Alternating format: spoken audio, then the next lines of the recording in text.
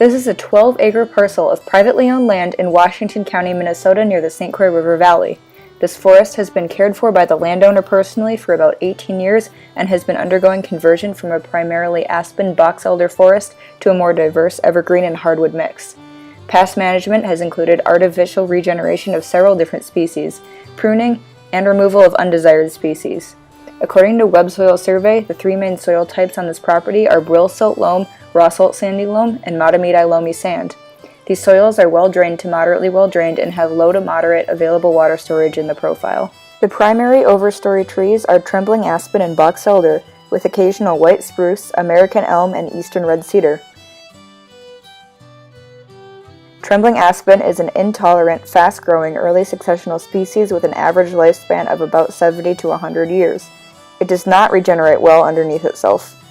Box elder is another fast-growing tree, medium-sized, can grow in many different sites, and is often considered a weed tree due to its poor form, tendency to spread quickly, and minimal economic value. Red pine, white pine, and northern red oak are also common in the overstory. Red pine grows mostly on infertile, sandy soils and is fairly intolerant of shade. It requires fire to naturally regenerate. Eastern white pine can be found in a wide range of sites, from wet and saturated to sandy and dry soils. It prefers well-drained, sandy soils of medium quality for best competition.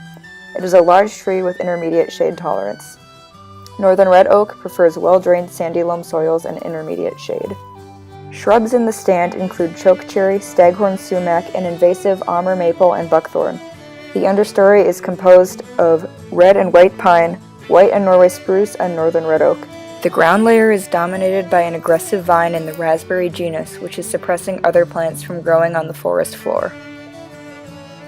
The stand has a reverse J-curve diameter distribution, evidenced by the variability in tree size and age, with more trees of a smaller DBH and only a few large DBH trees.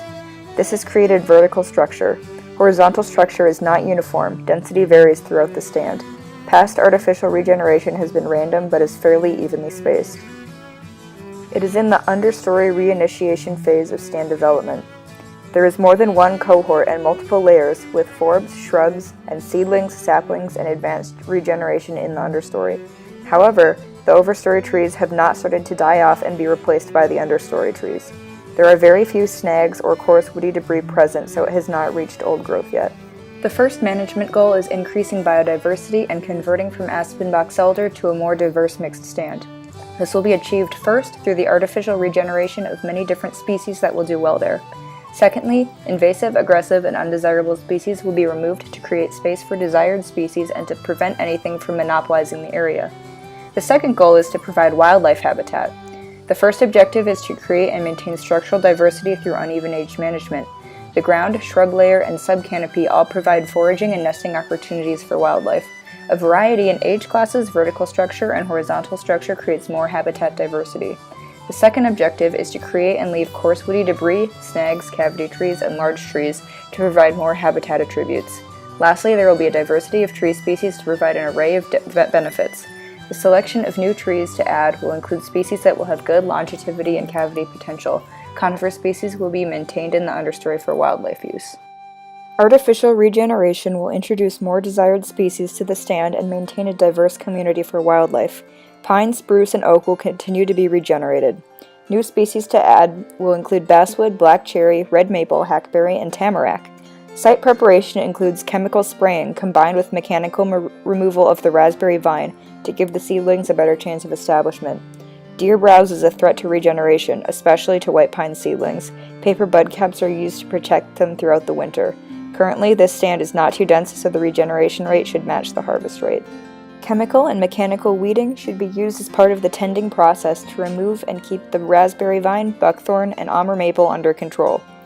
Improvement cutting will be a part of the tending process to remove undesirable trees like box elder to create the composition desired in the management goals. Some undesired trees have already been girdled. These should be left so that they can create snags for wildlife.